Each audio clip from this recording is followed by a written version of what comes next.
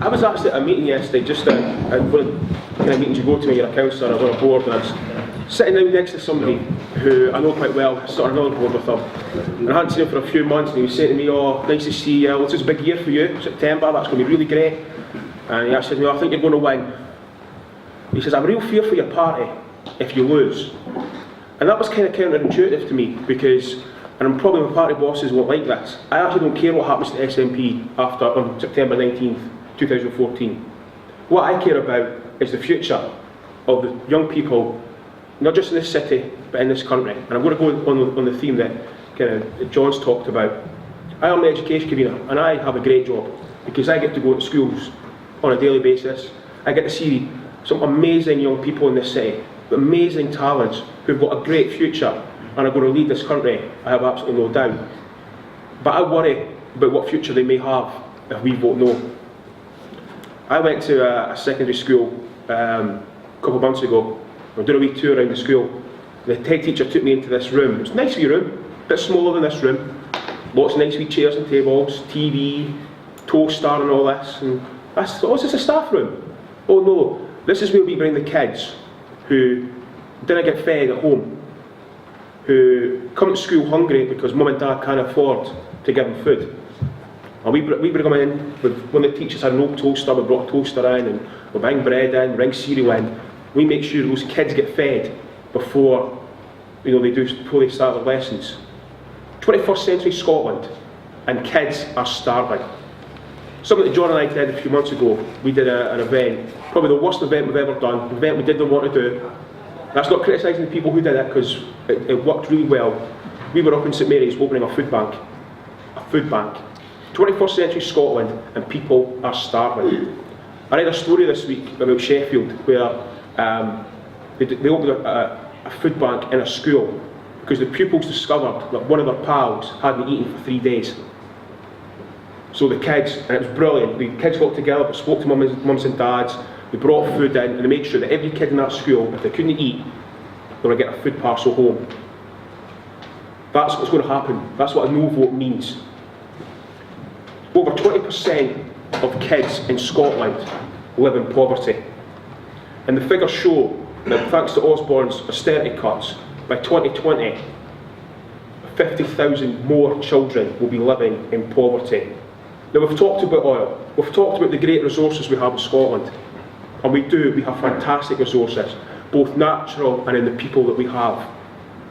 But we have so much poverty in this country. We're a first world country, and yet we have poverty. And you see those adverts on TV, and it's like India or Africa, and you see these kids who can't get clean water, who can't eat. That's happening in Scotland right now, and that's what a no vote means. So why am I out the doors? Why am I speaking to people and saying, yeah, I want to see an independent Scotland? Because I want a different country. I don't want a country that's looking at 25 billion cuts for the next 6 years, as George Osborne's promised. I'm not want to see a cut in Scotland's budget of 4 billion, as Margaret Curran has promised.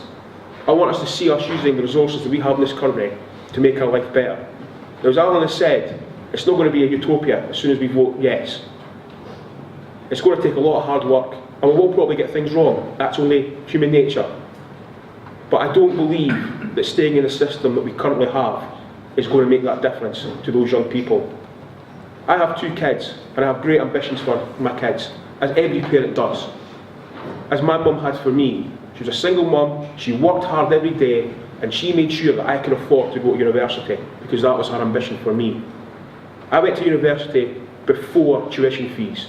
There's absolutely no doubt if tuition fees had been in place, I would not have gone to university, and I would not have had the opportunities that I have had. And I had a fantastic opportunity going to university. I want to make sure that my children get that opportunity, that your children get the opportunity, your grandchildren get the opportunity. And that's why Scotland, I believe, has different values. When people who are right-wing Tories or whatever, and they say, oh yeah, it's great, you managed to get things like free prescriptions off of my tax, off English money. Nonsense. What Scotland has done is chosen the opportunities and made the choices that's important to Scotland. Free prescription, free education, free personal care, free bus passes for the elderly. That's what we've managed to achieve on the limited powers that the Scottish Parliament has got. About a month ago, and this is a really strange story, but a month ago I went to see my favourite band, Deacon Blue. They played in the Hydro in Glasgow. And Ricky Ross has now actually come out as a supporter for independence. And he was introducing a song which, ironically, is one of my least favourite Deacon Blue songs. But it's a song called Orphans, and it's from their second album. And he explained where he'd got this idea. And we were doing a promotional tour in the United States, and a lot of people want to ask about Scotland. What's Scotland like? And he described saying at that time, this was in the late 80s, that Scotland was a very unequal society. The rich were getting richer and the poor were getting poorer. And he said, but thankfully, we're in a better place now. Scotland isn't as unequal as it was. It still is unequal, but more needs to be done. And what's made that difference in the last 20, 30 years? Scottish Parliament.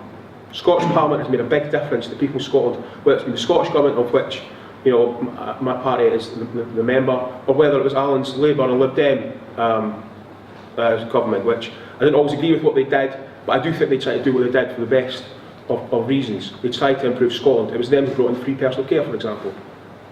And that's what we've achieved on the minimum policies, of minimum powers that we have so far. But imagine how much more we can do with all our resources.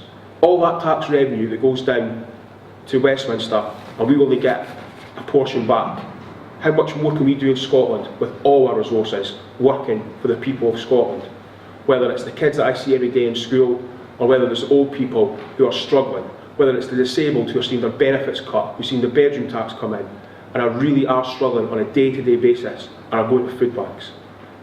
And as Alan says, if that's the vision that you have for Scotland, and you share that vision, then we need to go out and win this referendum.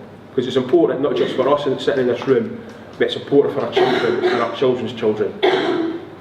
So any spare time that you have, we will happily give you papers to deliver, as Jimmy said. We'll give you people to knock on the doors and speak to, and we have to do everything we can to win this referendum. Because it isn't about me, it isn't about Alex Salmond, it isn't about the SNP or the Scottish Government, it's about our future, and we have to win this referendum for our kids' future. So please do everything you can to make sure that on September 19th we're not waking up to a no vote and thinking, my God, another 6 years of austerity cuts, another generation of kids starving and not being able to fulfil their potential, another generation of old people who are not going to see their pensions increase and who are going to struggle on a daily basis. Please make sure you do everything you can. On September 19th we wake up to a yes vote and a more positive future for Scotland. Thank you.